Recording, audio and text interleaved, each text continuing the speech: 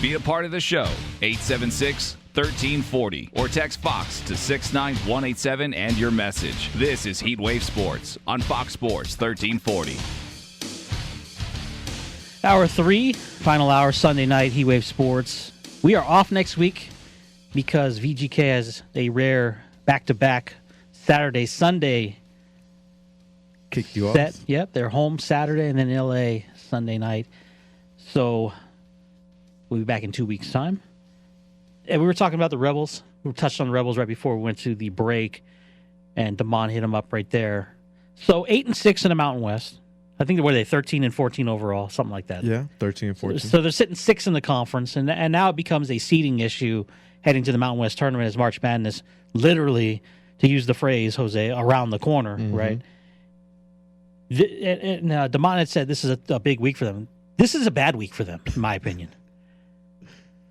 Bad week. I said it was a big week. I didn't say if it was going to be good or bad. I'm just saying, you know. Okay. Well, I'm changing big to bad. Yeah, it is a bad week. I think you get 0-2. And at that point, the wheels fall off.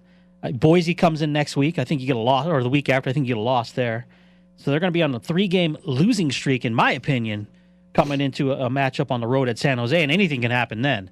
And here's why. Look, Colorado State, they got the win, right? Colorado State beat them on their home floor, obviously. And if UNLV is going to, here's the thing. They're looking, in my opinion, and I hate to say what other people think because I'm not in their heads. I think they're kind of looking at San Diego State, though, right? Why would they be? Because they want to be that team to give them that one loss, right? You're undefeated. You almost had them on your home court, man. Yeah, I just don't see it. Like, you shouldn't be looking at that game at all. You shouldn't be looking I at understand what you're saying, but yeah. you shouldn't be looking at that game if you're UNLV. You should be looking at the game that's in front of you. I agree. I've seen this happen so many times, and maybe I want to be wrong, Jose. I really do. And I don't know if you work or not, but I'm probably going to be at that game for Colorado State on Tuesday. It's Tuesday, right? Yeah, Tuesday night. Yep, this Tuesday. Yep. I think they just look. This team is so inconsistent, and when I say inconsistency, I'm not talking about the newer. I'm talking about guys Colorado like State spanked them too. They did, and you would think that would be some type of a motivation there, but you have San Diego State's literally 3 days after that. You know, I want to say that motivationally, guys like Amari Hardy pissed me off so bad in that this was his year to be the man, right? Came out hot, and I don't know what's happened. I really don't know what's happened. Is he putting too much pressure on himself? Has he just said, screw it? I mean, I don't know. I'm not in the kid's head. I can't explain it other than this was supposed to be the coming out party for him, and I just don't think he's fulfilled. And maybe it wasn't even his own prophecy. It was given to him. Yeah. But he definitely hasn't fulfilled that. It's tough, man. We don't even know if it's coaching. We don't know if it's something mental that he's going through. Maybe he doesn't like the way that he's being coached, the way he's being used. I mean, Marvin Coleman's getting a lot more playing time now. Marvin Coleman, a walk-on. Yeah, a walk-on that had first, triple-double in I don't know how many years or whatever it was. But I think it's just a lot for Hardy. Like you said, a lot was put on his shoulders. It's not like he came in as this overall super-duper recruit or anything like that. You know what I mean? And he hasn't lived up to any of the hype, basically, that they've put on him. Right. You know, I can't, like you say, I can't blame the kid. I don't know what's in his head. I don't know what he's thinking or what he may be going through, you know? But there's other guys that need to step up aside from him as well, though. You got to be honest. You got Tillman now is hurt. I think he's probably done for the year. I think that was it, right? Because he was a senior. He won't be back next year, right? Am I wrong on that? I want to say he was a junior, but because he transferred here from Utah, right? Maybe you're right because he didn't have to sit. Yeah, right. And then you and I were having this conversation the other day through text. Who does he bring back? Tillman is just a junior, so Tillman will be able to come. He'll be coming back. But does he come? But does he come back? That's the thing. You know, does he? But now here's the thing, though. Does TJ want him back? Because remember, he was already transferring here before TJ. I'm pretty sure, right? So it's like, does he want him back? And like I asked you too, what guys is he going to keep from this team? You said Jong, Hamilton, Dembele, Coleman, Hardy, Antonio, Tillman. Plus, you're going to get Jenkins, which he already transferred. Jenkins is the big key there, and I don't know if Hardy comes back either. Right? I mean, if he continues to play the way he's playing, there's no way he has to. Right? Like, I mean, you have to step your game up, bro. At this point, if you don't, you're gone. I think because TJ's not going to want that. He's not going to want to keep players that he inherited that are not living up to what he needs. Correct. He's got to save his job too. He didn't come here to just have another mediocre career. You know what I mean? He came here to hopefully change it up. Right. He's going to want his guys. Yeah, and definitely. You look at Tillman. So Tillman being out hurts on many levels. Depth, number one. Just having that big guy down there. But he's been very inconsistent this year, though. Yeah, he has. The whole team has, though, right? Antonio, he ran his mouth after that game we went to, against Kansas State. Oh, my God. And really, other than a few games where he's had flashes of some big shots. Look, the secret here's the thing: when the secret, quote unquote, secret is you can hit threes, they don't just let you shoot them for no reason, right? Generally, there's some type of a game plan. Oh, when Antonio's in there, make sure you guys are covering him. He can shoot. And that's all he is, a one-trick pony. That's all he does, right? Yeah. He was brought in by TJ. Maybe he gets a shot next year. I don't. It depends a lot on what his recruiting class looks like. I don't have it in front of me, but I know he had a good one, right? So we'll see who's coming in. My thing is the rest of the stretch down. What are you playing for? Do you really think that you're going to win the Mountain West? Because that's not happening. No. So you're playing for pride, right? You're playing to build the organization. You're trying to, or the school. I think you're playing for 500 at least. Like, you want to have at least either a winning record or a 500 record. You don't want to come in here and have a losing record right off the bat. Yeah, and you're playing for prestige, and you're trying to get people back into Thomas and Mack. There's a lot you're playing for, and TJ's playing for, like you said, future. Obviously, he's getting at least. You don't pull the gun, so he's getting paid, right? A lot more than Marvin. He's getting paid. Yeah, he's going to get at least.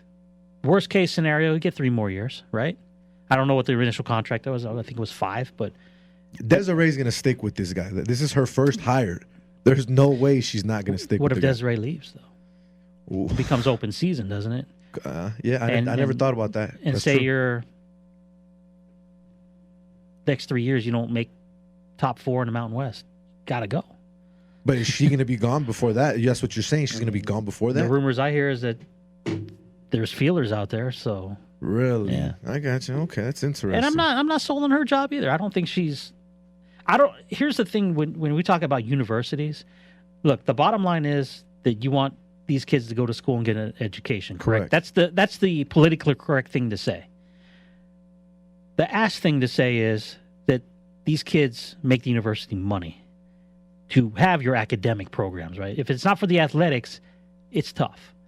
So I don't know if she has full say, even though she's the AD, on what goes on there. You can say she does. If that's the case, and you're throwing money at Marcus Arroyo and you're throwing money at TJ Otzelberger, what's a couple extra $100,000 here and there to get another guy in there with a name? And I know people can go back and forth on this. Just because you have a name doesn't guarantee success. Correct. I agree with that. But if you have a name, means you had success somewhere. Correct. At some point. And yeah, you want to give the young guns a shot, right? TJ Otzelberger isn't necessarily a young gun. Marcus Arroyo, yes. And you already seen what he's done recruiting-wise as far as what the rankings say. He had top-tier class for the Mountain West in his first year. Obviously, he has connections. People like him. Kids like him. So let's see what he does. You have to give him an opportunity because of hire. I'm just saying, why does it have to be that way? Why can't you go out and spend money on a name? That's the point. And I don't know if that's her philosophy or that's coming up from above. Or do they even have the money to spend that way? I think they do. You think they can spend big bucks? I'm talking about like millions. Is that what you're saying? No, I'm talking about like, Ed Orgeron, these type of name like guys that are getting paid now. Like, you think UNLV really has those type of pockets? I mean, I get it. You got boosters, you got people that, help the university out, whatever it may be, but I don't think they have that type of money. Now, I like the Marcus Arroyo hire. Granted, he hasn't done anything yet. Hasn't coached the game yet with us. I get that, but I like the hire. He's a somewhat of a name from a good university, obviously. You know what I mean? Oregon. I had Jalen Graves, one of the football players, on my podcast that I did recently, and he's excited. You know what I mean? He said that a lot of the players are excited. Strength and conditioning coaches that he's brought in, the overall coaching staff that he's brought in. It's a different atmosphere, a different vibe. They take nothing away from Tony Sanchez, but they're excited at the new possibilities and what Coach Arroyo is bringing in. So, I mean, I just think overall I am excited to see what he's going to put out, what's going to be on the field when the season comes. But until then, we don't know what Marcus Arroyo is yet. We don't know if the money spent on him is going to be worth what they did. So it's yet to be seen. You know what the sad thing is? Here's the sad thing. Marcus Arroyo could come in here, win 10 games next year, make a bowl. Wow. Win the Mountain West. Does it again in year 2. He gone. I knew you were going to say that. See you. I'm out. Dip. Oregon opens up a job. He gone. Pac-12 team opens up a job. See ya. I don't think he'll go back to Oregon, but yes, a name job opens up. I think. Why not?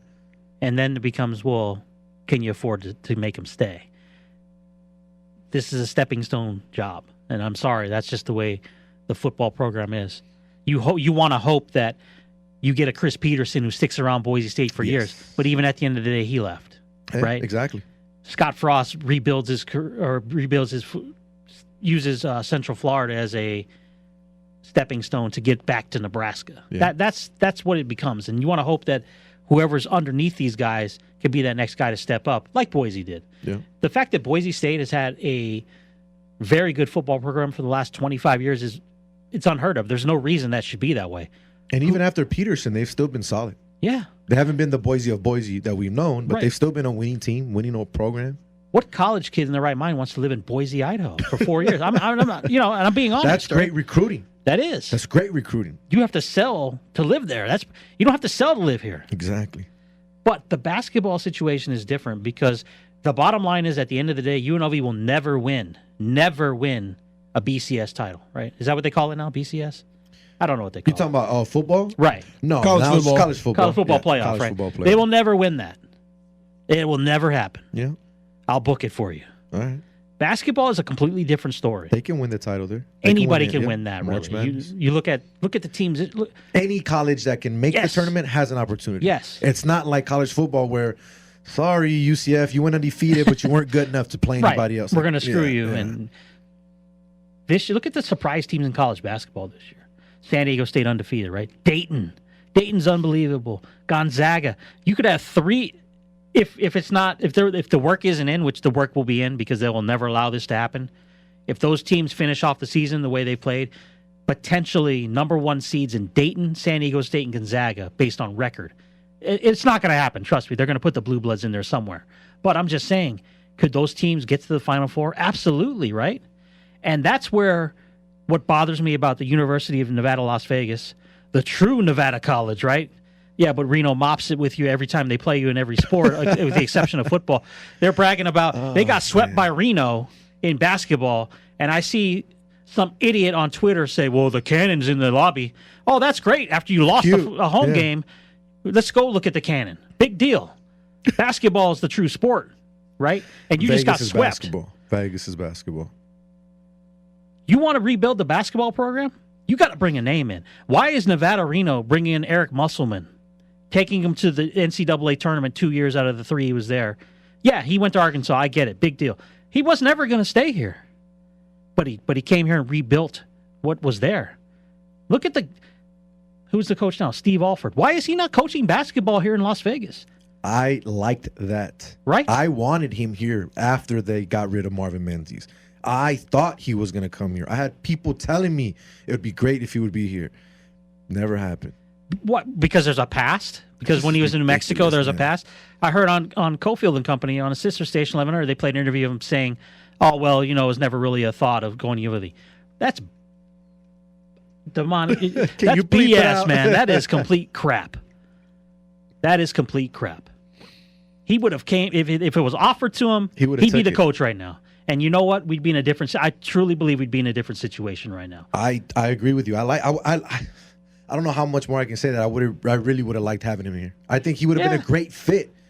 Great fit. I think he would have been a great fit here. He was a great college basketball player. He was a bench player in the pros.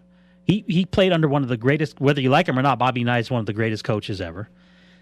He's the Reggie Miller story guy, right? Yes. He's the Reggie Miller story. That's right. He cut his teeth at Northern Iowa. He cut his teeth at Iowa. God. He went to New Mexico and won. He went to UCLA. And look, that's not an easy place to have a career as UCLA because of the legacy. Yeah. we would be in a completely different situation right now, and we didn't even go after the guy. And I don't know. I'm not looking up salaries, so I don't even know what he makes at Reno. It can't be more than what Otzelberger's making, or much more, or even it might be even less. I don't know if we overpaid for TJ. I really don't. But the fact that we don't have a guy like that here, that bothers me a lot. I agree. And is he going to stay at Reno? Hell no. Who's going to stay in Reno, man? I agree with everybody. I think Reno's what they say it is, the armpit of Nevada, right? The armpit of Nevada. He's not going to stay there. No. But he's going to build his resume back up. He's going to resurrect himself, and he's going to go somewhere else. He would have a better chance of staying here long term if he would have come to UNLV. I agree, 100%. 100%. So those are the things that pisses me off about. He could have made a legacy here. Yeah. That's this. I mean, as crazy as it sounds, people. Yes, I know UNLV basketball is bad, but it's that type of program. If you get that type of name and that type of guy, a legacy can be created here. Yes. UNLV is Las Vegas is a basketball town before it was hockey. Let's get that straight. UNLV was the love that everybody had here in Las Vegas. It was the only game in town. That's all it was. It was the professional franchise. Exactly. Yeah. It was the only professional franchise, if you want to look at it that way, before they had anything out here. Yeah. So where did all that go? I understand some people say, oh, well, I am a diehard fan. You can't tell me I'm not because I'm not at the game. You know, that real diehard fans, you know, we hurt and this and that and yada, yada. Okay, but how do you expect? Think about it. If you're a college kid and you're out there playing and nobody goes to the stadium, and nobody's filling those seats, does that really motivate you to go out and want to play your hardest? Does that, if your coach is yelling or screaming at you on the sideline, are you really going to care? You can't even fill up the student section. I don't know. This is like a broken record. We talk about this all the time. Yep. It's insane, man. Just support. That's it. They support when they're on a 4-game winning streak. That's all they care about. And then when they go or on a big name is here, and that's it. Yeah, a big name's here, right? It's insane, man. I'm trying to find the salary, and I really want to say that there's not a big difference here, and it's TJ's salary. It's TJ versus Alford, and it's going to piss me off too. I know it. I can feel it. I just know that I hope I'm wrong on this, and that Alford's getting paid big cash to be there, which then strikes me as, isn't that the state university? How do they have the money to pay him that? But we don't. So TJ, you're just getting me started tonight, brother. So TJ agreed to a 5-year contract. He's the Mountain West's highest paid coach with a $1.3 million. I give up. I didn't even know that. Now that we're over here going through this, how is he the Mountain West highest paid coach? I don't get that. So you made this guy your highest paid coach. Let me get this straight. Right. You made this guy your highest paid coach, but now I'm going to go back to what you said. But you guys couldn't spend more money to bring in a better name. But you gave this guy all this money to be the highest paid coach what has this guy done to be the highest paid coach in the Mountain West? Now I'm upset. I didn't know that. That's just ridiculous. Yeah, he was a pretty good coach in Montana, right, or wherever. No, you're thinking of was that Bobby Hawk? Bobby Hawk. Yeah, where was it? North Dakota? Was it South Dakota? Something like that? No, he was at Montana. Yeah. Okay. But yeah, no, Otzelberger was at South Dakota State. Yeah. Oh my God, 1.3 million. Uh-oh. Got ambulance outside. I think they heard me, that's why. Steve Alford signed a 10-year deal with Nevada with a starting salary of $300,000 per year. The contract will earn him more than $11.5 million if he successfully completes all 10 years of the deal. Oh, so it's got incentives and all that. Yeah, that's a bargain. What did he get paid at UCLA? He must have got paid if he took this type of contract. He got paid, yeah. I mean, it's UCLA. It's not a joke. And you can say all the bad blood you want with when he was with New Mexico and the things he said. Look, when you coach, you find ways to be the guy, you know. You find ways to create rivalries.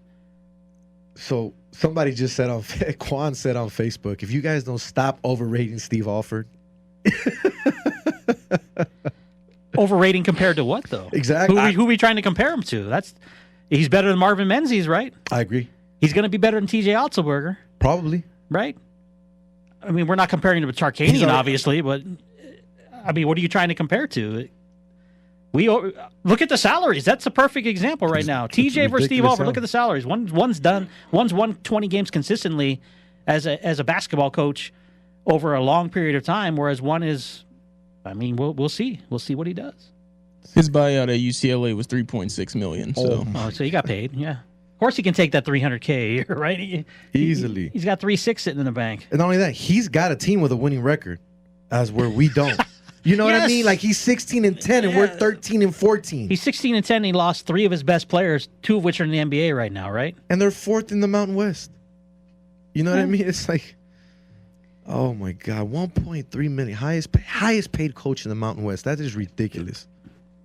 Hey, we'll see, right? We'll see where we're sitting in 3 years. I mean, okay, prove me wrong. Yeah, now prove me wrong. Earn that money. Earn that money. That's all it is, man. Show me that contract was worth it. All right, Damon, when we come back, we'll have a little lighter conversation. Okay. Some good things coming to the city of Las Vegas. And no, I'm not talking about the Raiders and the draft. Yeah, that's coming. What are we, like 60 days away? That's crazy to believe. Actually, we'll touch on that real quick. But there's a new hockey team coming to Vegas, man. Oh, yeah. A lot of hockey fans. Talk about that as well as we wrap up a Super Sunday night on HeatWave Sports. Tim Unglesbee, José V, Damon Cotton. Back after this.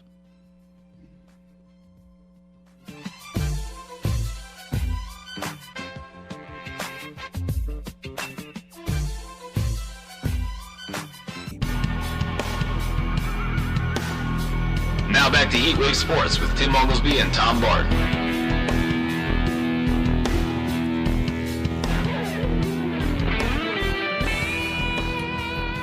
So we're looking at about 2 months away from NFL Draft 2020. And unless you've been living under a rock, we all know it's going to be in Las Vegas. Jose, I know you've seen actually, we and you haven't talked about this, and you've seen all the ideas. Yeah, what's really going to happen, and they're going to narrow it down. But again, it's Vegas being Vegas. Going to do it up Vegas style. It's going to be the biggest, the best, whatever you want to call it. But it's just another event to bring to the city. I mean, like, it's no joke. This city's. It's not about being a professional sports town to me. It's about the onus of what Las Vegas really is, and it's events. It's the event capital of the world, right? It's always been that. Now you're adding the professional sports aspect into it, and we've become. I mean, we're mini LA, right? Isn't that what we are? Like sports LA and Junior, right? Capital of the world. Yeah. What are your thoughts? I mean, like Tommy Barton's coming out, Chris Wynn. I know we're trying to set up. Really, Tommy's coming out. Tommy's coming out. We're trying to set up some type of a meetup, and we, obviously once we know how it's laid out, we'll be able to pick a destination. But I've talked to Feldman about it. We're all trying to meet up and at least hang out for one day. Got it. It's going to be crazy, man. They're saying, I want to say, close to 500,000 people are coming. Do you believe that number? That's insane. I can see it happening, though. Because think about it. People that are already planning to be here in general, that are traveling, they're going to want to attend it. Why not? Yeah. Make a whole trip out of it at that point. I can see it happening. I could definitely. I mean, if we can get crazy number of people here for New Year's and other events, why not? Why not? I can definitely see it happen. And like you said, it's Vegas going over the top. You're talking about a 4-day weekend. The draft starts Thursday night, prime time. They do round 1. Mm-hmm. And then you get, rounds 2 and 3, I think? Correct. Saturday I believe it's Saturday is the rest of it, isn't it? It doesn't extend through Sunday anymore. So. It finishes on Saturday, so 3 days. But you're already here. Yeah. So you're going to... 4-day weekend, like you said. And Vegas normally starts on Thursdays when it comes to the weekends. Sure. At least I feel that way out here. And we're gonna see Joe Burrow get picked as the number 1 Cincinnati. Cincinnati. Where does Andy Dalton go from here? Like, I mean, because I back up somewhere, right? I read an article that they've already given him and his agent permission to seek a trade. Oh, that was very nice of them, right? Like, the guy's gone. But if you're AJ Green, though, I know we're getting away from the topic real quick, but if you're AJ Green, do you stay? Or do you try to get out? I assume you go. Right. I would think, look, not everybody's going to be Patrick Mahomes as a rookie quarterback. And I like Burrows. I do. I like him a lot. I want to see him succeed. But there's not much that we've seen on him, though. Right. And you saw Kyler Murray struggle this year, but he did look good in stretches. I think that's probably what safe bet is to expect the same thing out of Burrows. The problem is that he's not working with a lot, Kansas City, he came into something there. Better coach. Sure, and better talent around him. Arizona was bad. Murray struggled. Cincinnati's bad. Burrows is probably going to struggle. I think A.J. Green's looking, he's been banged up. I think he's looking for a big contract. And somebody, a name team will give him money because he's so talented. But so, yeah, I think he's gone. He's a free agent anyway, so I think he's gone. I look at, here's a funny thing. You follow, you're a soccer guy, right? So you know how the leagues, if you finish in the bottom, you relegate it down to a lower league, and the secondary league, the champion goes up or whatever. Somebody had this on Twitter. I thought it was great. What if the NFL and the XFL agreed that? Did you see that? Yeah, go for it. So, say for instance, Houston wins the title, right? That they get promoted to the NFL as a team, and the Bengals get dropped into the XFL. Like, that's hilarious stuff. I could. So basically, the XFL champ. And then the team with the worst record in the NFL would dip out that year, and the XFL champ would go up. They would have to play each other, is what it said. So the Bengals would have to play the Roughnecks, and the winner gets to be in the NFL. So if Cincinnati can't even beat the XFL Roughnecks, that would be they bad. deserve to be in the XFL. That would be interesting. That would be fun. Never happened, but it's fun to think about. It's a good joke, yeah. So check this out. On February the 6th, I know we're a little bit out, but Bill Foley announced that the Golden Knights purchased an AHL franchise, which right now is in San Antonio, the Rampage. Been there for a long time, too, and it's kind of a successful franchise. And they're going to relocate that team to Henderson. So we will have minor league hockey again in Las Vegas. The Wranglers have been gone. What are we running on? 5 years, 6 years now? 4 or 5, 6, something like that. They played at the Orleans. And the new team for the first 2 seasons will play at the Orleans. How about that? As they're building a facility over there in the city of Henderson. So we're going to get minor league hockey again here, Jose. And I know you like the setup of it. It was like Christmas morning for me, man. I saw that. Like, there were rumblings about it. But when you get the official word on Twitter, because Twitter is the law, when you get the official words, we got it. Automatic repost, automatic retweet with a hashtag, and I had the fist pump going. You could have took the picture. You would have put it up there. Right. I'm going to be at the Orleans next year watching AHL hockey. And I don't know. We were joking about the credential aspect of it. I put down deposit money for 2 seats. Okay. So I might just go as a fan. Yeah. And enjoy them as a fan. Correct. And be professional. And cover the Knights as from the. See that? Because then when you go cover the Knights, if they call up somebody from the AHL team, boom. Which I covered the Wranglers for better part of 5 seasons. There's no real media section there. It was kind of like there's one row. They just put you somewhere and have fun. You guys kind of sit together. You sit right next to the broadcast team. So it's going to be interesting if they revamp this arena a certain way. And I don't even know what kind of media. I'm assuming that there will be media coverage. Definitely, because it's Vegas, right? And I told you. So I did the deposit that night. They went on deposit sale. I don't remember what day it was, but I did it that night. And that's for the new arena. That's or for season tickets for next year. Okay, yeah. So starting this year, but I think there's so when they do the seat grab, Vegas Golden Knights season ticket holders get first shot.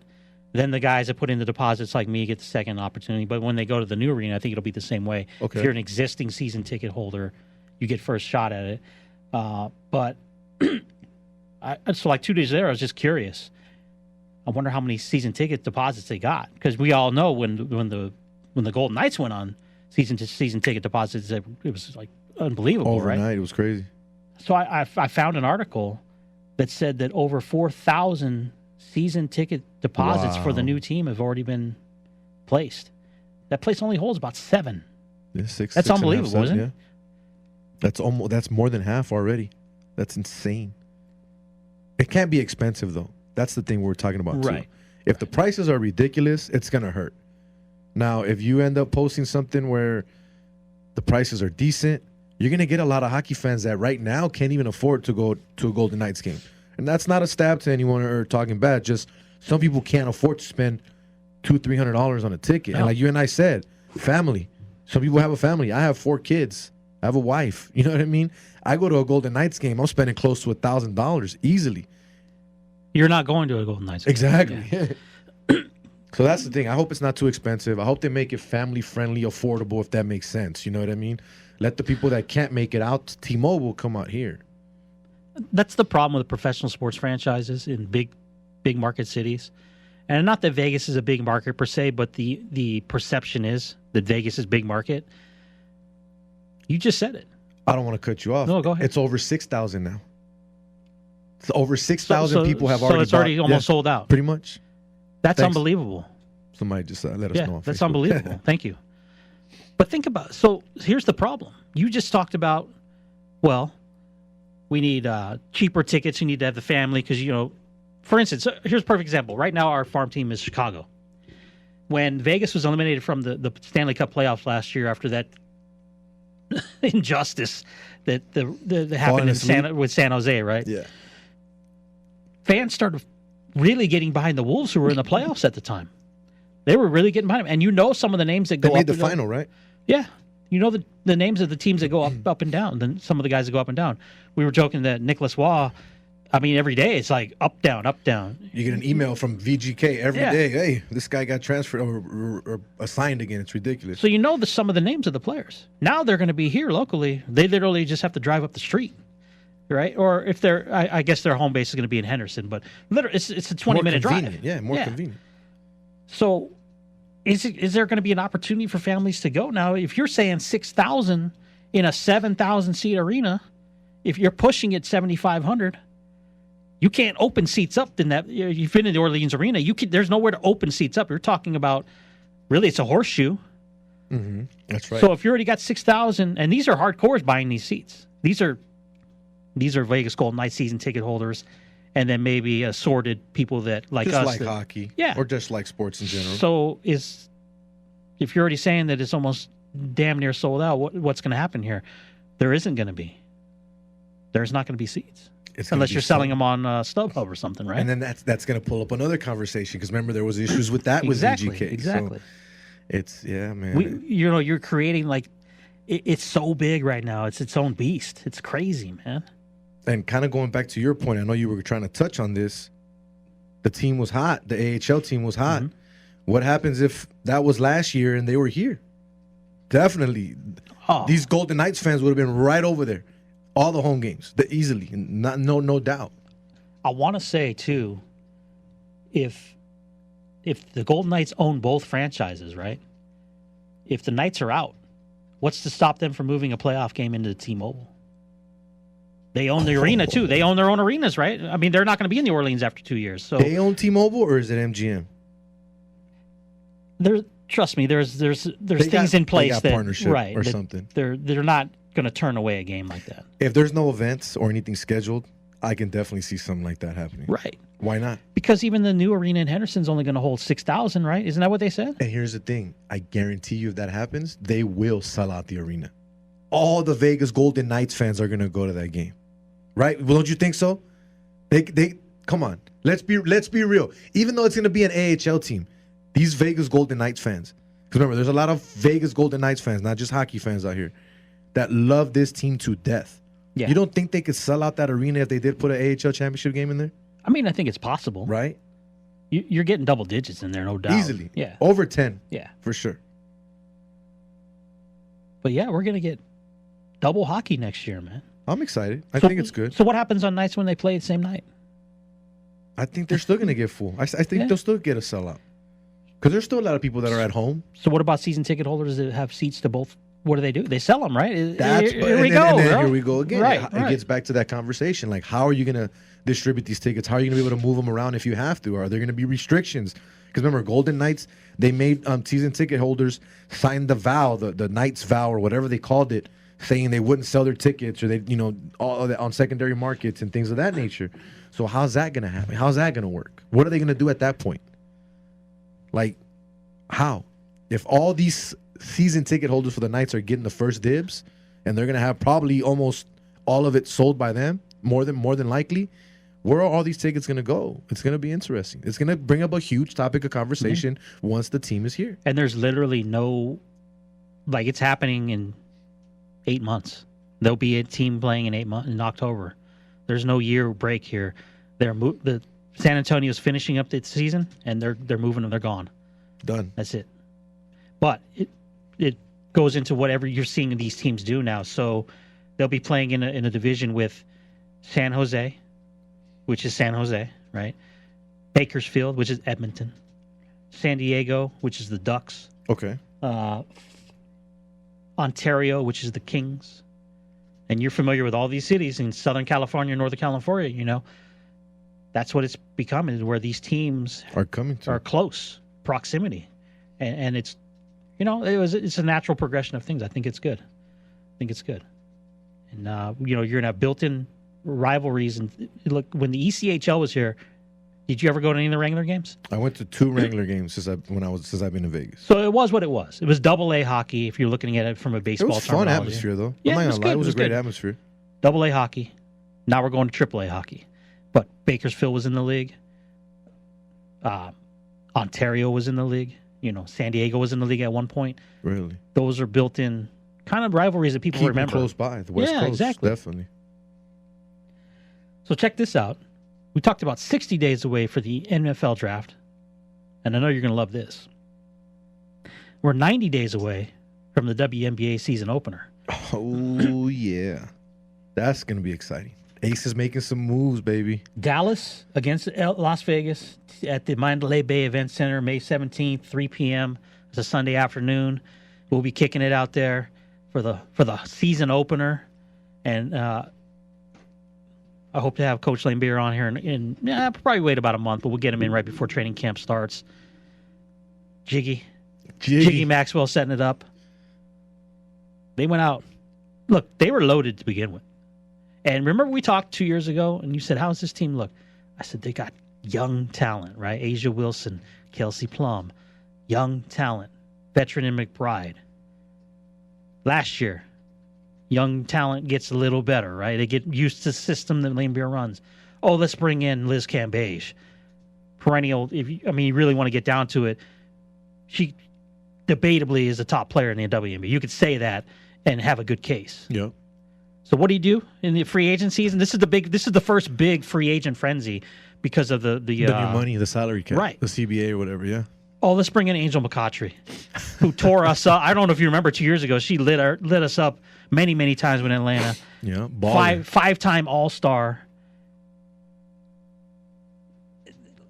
I posted on Twitter that day. I said that is a championship signing, and it's not because of her talent. It's if he can make this chemistry work.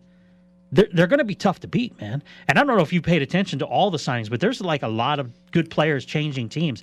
This is going to be a very interesting season in WNBA. I mean, we'll do our preview show. Yeah, you got a lot of players moving beginning of May, but yeah, the league. You got names moving. You're making more parity, I think, in the league right. overall. Look, Christy Tolliver, a big part of why Washington won the title last year, is back in LA. Gone. Yep, she went back. That's a big move. I like the guard that we got though, Danielle Robinson. Oh, out of Minnesota, yeah. 3-time All-Star. I mean, look, they're not signing garbage. But does this put pressure on your girl? Think about it. We talk. You know me. I ride her back all year. I'm always on. You're always on her. You know what I mean? And you're always defending her. But I get that. But honestly, does this put more pressure on Kelsey? Yeah, absolutely. It has to, right? And you know what? Is that why Bill did it? Is that why he brought her? Absolutely, right. Now, do you think he did it because he sees this? He sees Robinson's being more as playing time starter, or do you think this is just he's gonna hope that this pulls out the best from Kelsey Plum and gets what he really wants from her? Because I don't think he's gotten what he wants from her yet. But we saw that end of the season last year in the playoffs, right? We saw a different Kelsey Plum, maybe finally accepting. But was it too late though, man? That's all I'm saying. Is it too late though? Who knows? We got to see. But they're bringing in guards. I mean, you're bringing in people that could take your job at this point. You're bringing in all-stars. It's not like they're just bringing in someone that was hot last year and is a young talent. No, they're bringing in all-stars. Danielle Robinson's a veteran, 7-year vet, 8-year vet. She don't have the scoring prowess that Kelsey Plum can do, but she's veteran and she has the battle wounds, and she's a pass-first point guard. You know, she averaged lifetime. She's averaging close to 6 assists a game, 2 steals a game. She gets you double digits in points, and she's proven that she can play in this league. And I think if you're Lane Beer, it's a win-win. Because if Plum can't handle the pressure, you got her there. He's not worried about that. He knows he's got Robinson, right? And barring any type of injuries or whatever happens in the season, he has to do things like that. You can't just be set on what you have, Jose, right? Plum, number 1 overall pick. Look, this is it. It's time to do what you got to do. Or let's face it, I believe her free agent year is next year, if I'm correct. She gone. Kelsey's? Yeah, I think it's next year. I think it's a 3-year. So I believe the initial rookie contracts are 3 or 4 years, one of the two. And I think this is her 4th year, right? Yeah, because she was with you, San Antonio first, right? Yeah. Right? She's 1 year with them. 1 year. Got it. So you don't make it work, you're not playing here next year. That's he's made that obvious. But if she doesn't make it work, is she playing somewhere else next year, or is she? I mean, no, or is she a backup somewhere? No, absolutely. Is she a starter? She a starter? She plays somewhere. How do you know she doesn't go to Washington and plays in that offense there, and is a 20-point-a-game scorer? We don't know that. Lane Beer's offense isn't scheduled for. She's a prolific scorer, dude. That's not his offense here. He wants everybody involved. And he wants the bigs involved. And when you have the Twin Towers down there, there is no other option. The female version of the Twin Towers? Feed it down there. Let those two beat those girls up down low. Open up the shots for the outside. I've said it since season 1 out here. Asia Wilson reminds me of a female version of Tim Duncan. And then you basically bring in someone like Liz Cambage to put her next to. Yeah. It's scary, man. It's scary. You brought in Shaq, right? Yeah, basically you got your Shaq and Kobe in a way, if you want to look at it that way. But they're a scary team this year, man. I think this year, I know last year I kept saying it. I think they could be a championship team, with Liz, this and that. Mm-hmm. No, I think this year they have to be a championship team. I don't think they can be. I think they have to be a championship team. I think that the way the fan base has been starting to follow it, it's been getting a little bit better. The things that people expect from this team, if you're going to make moves like this, you better win the championship, or at least get to the championship. At least get to the WNBA finals. At least do that. You asked me, game 1, season 1, what do you think? I said you got to give Bill 3 years to get his system in place. And what did he say in the first press conference we went to? Let me get my system in place, right? I know the league, Jose. You know that. I've followed Bill Laimbeer's progress in the WNBA. He's a winner, period. And we aren't called. A good friend of ours called us the best at WNBA handicappers in the world because we follow this league. We know what we're looking at. Yeah. Signing Angel McCoughtry, if she is healthy, and she's coming off pretty big surgery, if she is healthy, you put her down as a 3 in this league, dude. I don't think you understand what we're really looking at here. And yes, she's not going to be the number 1 option like she was in Atlanta. So you're going to see. But that's good for her, though. Right. I don't think that's a negative. I think that's a good thing for her, especially like you said, coming off an injury. Right. You're talking about you're just like 5-time All-Star. She's a 19-point-a-game career average in this league. That's huge. She can score. Yeah, she's a scorer. It's going to be about who gets the shots. That's the one problem he's going to have is how's he going to divvy up all these shots with Wilson. How are you going to keep everybody happy? McCoughtry. Right, and you're not. Yeah. You're not. But he has that luxury now to build off of that. And Bill, you don't like it? You sit your ass right there on the bench and watch the game and the rest of the game. We saw him take Cambage out of a game for the fourth quarter because she was what he felt wasn't playing up to her standards. Put her back in overtime and single-handedly win the game for us in overtime. We've seen him set Kelsey Plum in the fourth quarter. Almost for a whole second half. She wasn't doing the job, right? Yeah, bro. He's no joke. They like Sydney leaving, though. You do like that? No, I said, do you like Colson leaving? Oh, I thought it was great. You don't like her here? Look, man. I'm not going to lie. I didn't think she brought much to the team. She was a fan favorite, but... So when she got released, that's the thing. I saw everything like, who's going to lead the chants? Who's going to, say hi to everybody? Nobody... Look, man. What did that bring to us other than good PR? That's it. You need good PR, right? But they do a good job with the good PR. Sydney Colson, to me, was somebody Bill brought in to have a veteran presence off the bench. He was familiar with her, and he knew he could put quality time in and rest his starters, right? She wasn't going to be winning games in this league for the Aces. And look, what we traded off to get rid of her, she does well in Chicago. Yeah, I really do. We'll find somebody else to lead the chance down the runway. Trust me. I could do it. Not a problem. Jose, you got a job. Here you go. But yeah, I was indifferent to her to be honest. I mean, I was okay with her leaving. I didn't think anything of it. You know what people don't understand, and when you're a fan, that's great, and I think they've done a good job in building that fan base the last couple of years. they're going to be other names leaving this year. You don't bring in 2 minus 1. You still got to fill a roster. Mm-hmm. There's other free agents on this team. There's going to be other people are going to leave. And that's the professionals aspect of the sports world. And the fans need to understand and accept that just because you're a fan favorite or you like a certain player, that doesn't mean stop supporting the team or I'm upset, I'm gone. No. Correct. It's a business at the end of the day. It's a business, and these players know that. You're talking about Plum, free agent year coming up, right? Who's to say she's not looking at other squads saying, I'd fit in perfect there in a year, and they're going to pay me. You got to go. And people are going to be pissed about it because she's a favorite. People like her. So you think she's gone? Or it all depends on this year? It depends on what Cambage does in the future. If they win a title this year, I don't know if Cambage wants to keep playing, man. She'll probably dip out. Why? What does she have to prove anymore? Nothing. She's even said that, right? She's even said she's limited time, right? Wilson, you're going to have to pay in 2 years. I know she's not making anything. I looked at her contract. Oh, my God. I mean, she's getting decent money for her, but there's other players that are just getting... Well, thankfully, they've had, the movement now. Right. We'll see more money, and you saw that in the free agency. The honeymoon period ends this year, Jose. They have to win this year with this roster. If they don't, you're going to see some movement in year 4. And that's professional sports. Yep. That is professional sports. So here's my question for you. Do you think I'm going to get a good interview out of Liz Cambage this year? Is she actually going to be nice to me this year, or is she going to give me another attitude? Look, we all joked about it, but what was messed up about that was that at least the media had your back, dude. Yeah. You didn't ask anything wrong, and she took it for however she took it. I think water under the bridge, right? Now, if she did it again, maybe there's a personal issue there that we don't know about, right? She don't know me like that. No, it's okay. They won that game too, right? So I didn't even understand what the problem was. She just wasn't having it. Wasn't having a good day. It's okay. It's okay. As long as she puts a ring on their fingers and a title trophy. That's it, baby. Bring it home. Come next summer, we're okay with that. Bring it home. Man, it's been a good show. I appreciate you coming in. Let everybody know how they can find you. And you'll be on the show here in a couple weeks again because that's what we do here. We rotate. That's it, man. The rotation continues, right? Well, yeah, man. Jose V, just check me out on VegasSportsDaily.com. You can find some of my content on there, some of the articles I wrote. But normally on Twitter, Jose_Volonte. And got my podcast coming back soon. Hopefully get that back on the airwaves.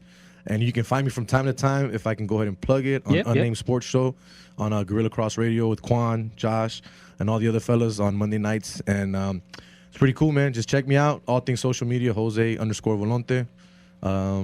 Just have a good night. Appreciate you. Always, man. We are off next week. We'll see you in 2 weeks' time.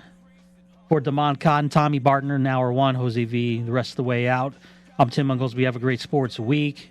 And we'll talk to you. We'll talk some XFL week 4 in a couple weeks right here on HeatWave Sports, only on Fox Sports Radio, Las Vegas. Good night.